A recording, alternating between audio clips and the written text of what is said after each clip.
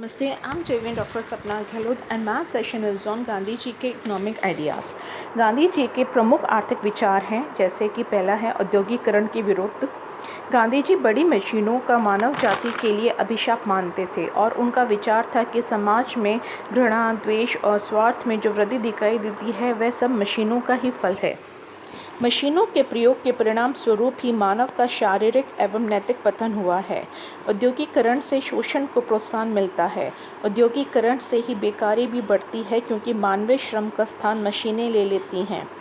इन सब के अतिरिक्त औद्योगिकरण का एक दोष ये भी है कि केंद्रीकृत उत्पादन के परिणाम स्वरूप राजनीतिक शक्ति का भी केंद्रीकरण हो जाता है, जो लोकतंत्र और मानवीय स्वतंत्रता दोनों का ही शत्रु है। पर इससे ये मतलब नहीं लिया जाना चाहिए कि गांधी जी सभी प्रकार की मशीनों के प्रयोग के पूर्णतः विरुद्ध थे।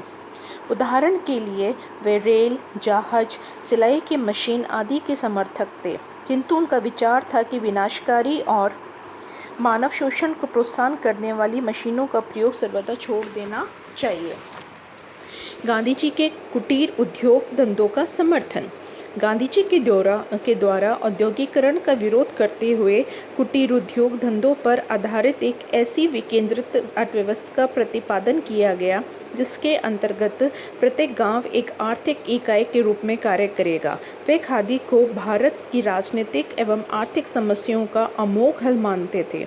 उनके द्वारा आर्थिक क्षेत्र में स्वदेशी के विचारों का प्रतिपादन किया गया। नेक्स्ट है उनका गांधी जी की प्रन्यास यानी ट्रस्टीशिप सिस्टम।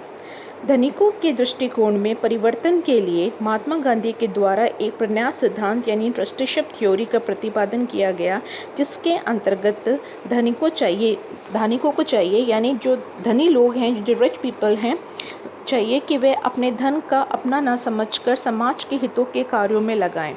गांधी जी का कहना था कि जो धनिकों को ऐसा ना करें जिससे उनके विरुद्ध भी शक्ति का प्रयोग न किया जाए, वरन अहिंसात्मक ऐसे योग और सत्य के द्वारा उनका हृदय परिवर्तन करके उन्हें सत्य मार्ग पर लाने की चेष्टा की जाए।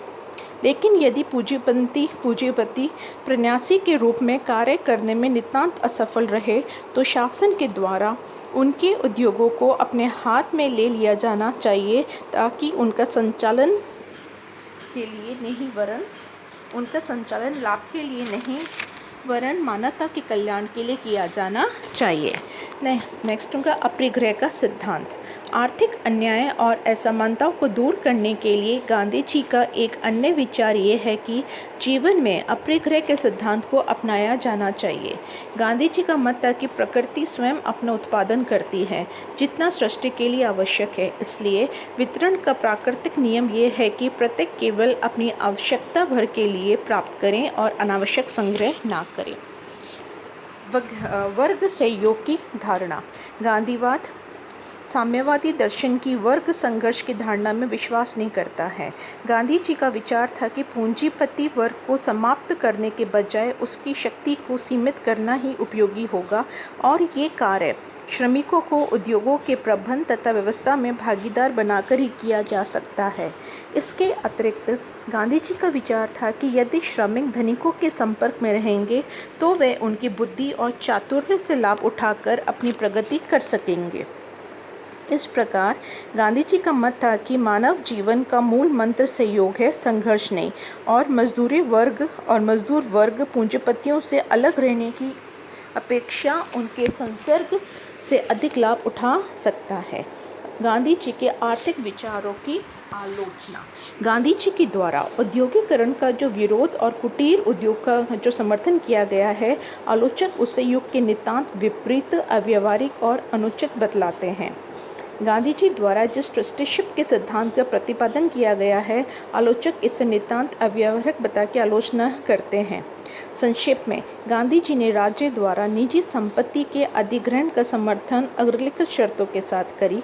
वो कहते हैं कि राष्ट्रवादी अराजकता से बचने के लिए ही राज्य द्वारा निजी संपत्ति का अधिग्रहण किया जाना चाहिए, और इस कार्य के लिए राज्य को शक्ति का कम से कम प्रयोग करना चाहिए।